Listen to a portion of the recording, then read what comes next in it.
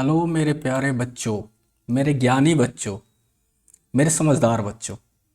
Welcome to Gurumate classes. आज हम पढ़ेंगे एक बहुत ही beautiful poem, god made the country. ये किसने लिखा है, किन्होंने लिखा है? तो विलियम कॉपर ने लिखा है। ये पोयम हमें नेचर की इम्पोर्टेंस और विलेज लाइफ की सिंप्लिसिटी के बारे में बताती है। इस पोयम में पोएट कहते हैं कि God made the country and man made the town. इसका मतलब हुआ कि भगवान ने जो नेचर बनाया है यानी प्रकृति बनाया है वो पूरे और प्योर और पीसफुल है। प्योर का मतलब समझ रहे हैं आप, बिल्कुल शुद्ध है। पीसफुल का मतलब होता है बिल्कुल शांत है। जबकि इंसान ने सिटी लाइफ को आर्टिफिशियल बना दिया है। तो इस कविता में, इस पोयम में हम विलियम कॉपर ने जो कहा है उसके बारे में हम लोग बात करेंगे। तो आप लोग ध्यान से देखिए, क्योंकि ये वीडियो देखा तो कविता कभी नहीं भूलोगे, जैसा कि मेरे आपको यूट्यूब थंबनेल पे लिखा हुआ है। तो चलिए समझते हैं इस पोयम का real meaning line by line, easy explanation के साथ। So let's begin. God made the country. सबसे पहले हम बात करते हैं अबाउट द पोएट के बारे में। ये हमारे जो पोएट साहब हैं, कौन है भाई साहब? पोएट जो है वो कौन है? हमारे विलियम कॉपर। ये सबसे पहले ध्यान में आप लोग रखिएगा। अब मेरे साथ रिपीट करो आप लोग, मेरे प्यारे बच्चों, मेरे ज्ञानी बच्चों, मेरे समझदार बच्चों, मेरे सबसे स्मार्ट बच्चों।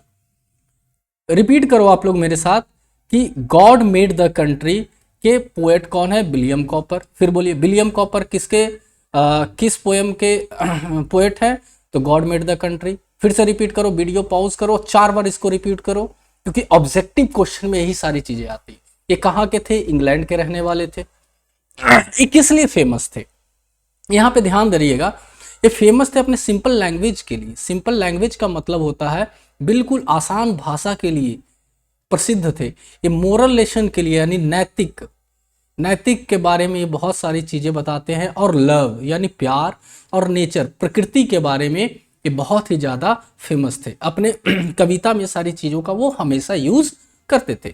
चलिए क्यूक फैक्ट्स देख लेते हैं। इनका बॉर्न कब हुआ था और इनकी डायरी। ये कभी पूछता नहीं है बट मैंने लिख दिया, ये आप लोग देख लेना बच्चों।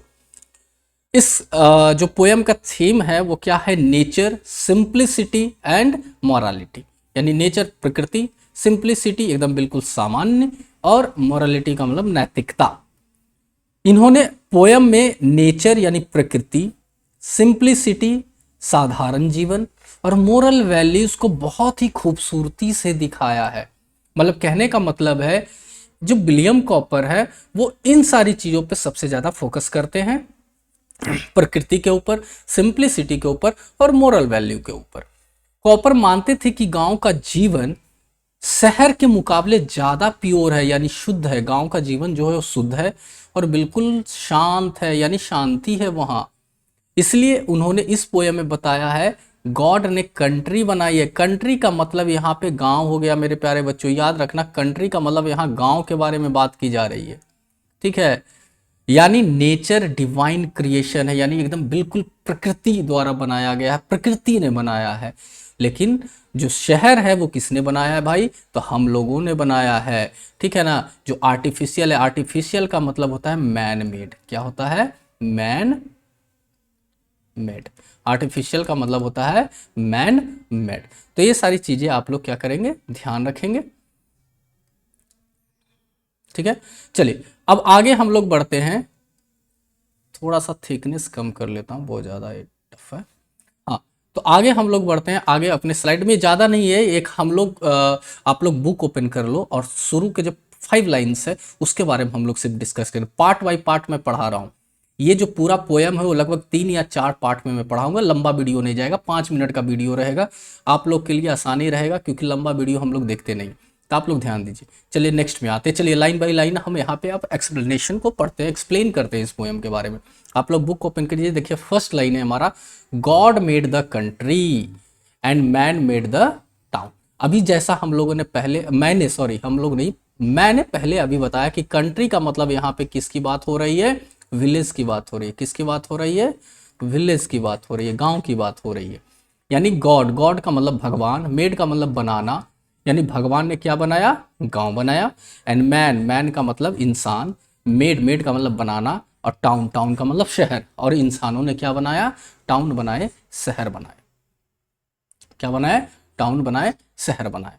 इसका हिंदी एक्सप्लेनेशन मैंने बोला, कवि कहता है कि ईश्वर ने देश यानी गांव बनाया। गांव में क्या क्या होता है मेरे प्यारे बच्चों, प्रकृति, शांति, स्वच्छता, ये सारी चीजें गांव में ज्यादा पाई जाती है शहरों के मुकाबले। शहर क्या है, कृत्रिम चीजें है। इसका मतलब होता है कि इंसानों ने बनाया है, भीड़ भाड़ है, बहुत ज्यादा भीड़ भाड़ मिलेगा, और बहुत ज्यादा पॉल्यूशन है, यानी प्रदूषण है। ये इंग्लिश एक्सप्लेनेशन है, आप लोग इसको देख सकते हैं जरूरत पड़ने पे। एक पीडीएफ भी मैं आपको भेज दूंगा। चलिए आगे बढ़ते हैं। उसका देखिएगा सेकेंड लाइन क्या है हमारा, व्हाट वंडर। देखिए व्हाट का मतलब क्या होता है, वंडर का मतलब आश्चर्य। देन द हेल्थ, हेल्थ का मतलब क्या होता है, स्वास्थ्य। And virtue and gifts, virtue का मतलब मेनली रूप से क्या होता है, सद्गुण। क्या होता है हमारा, सद्गुण। वर्च्यू का मतलब सद्गुण, गिफ्ट्स का मतलब उपहार, गिफ्ट्स का मतलब उपहार। ठीक है, तो देखिए ध्यान से चीजें यहाँ पे क्या हो रही है।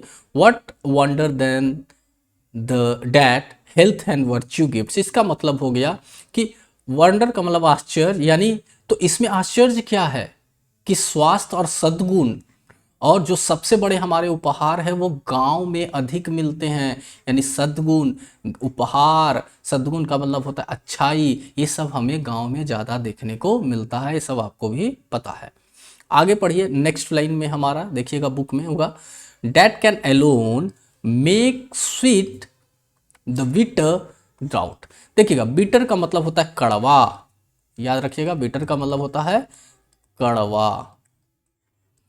ड्राउट का मतलब होता है सूखा, ये सारी चीजें याद रखिए। ड्राउट का मतलब होता है सूखा, ठीक है। यानी अलोन, अलोन का मतलब क्या होता है मेरे प्यारे बच्चों, अकेला। एकदम बेसिक से पढ़ा रहा हूं आप लोग को, कोई इशू नहीं होगा। स्वीट का मतलब क्या होता है, मीठा। तो यानी इसका मतलब हो गया कि can alone make sweet the bitter drought, मतलब कहने का मतलब है हमारा जो स्वास्थ्य है, हेल्थ है, और सद्गुण अच्छाई है, वो जीवन की कड़वी घूंट, कहने का मतलब जो हमारे जीवन में दुख होता है, हमारे जीवन में कठिनाइयां होता है, उसको मधुर यानी मीठा बना देती है।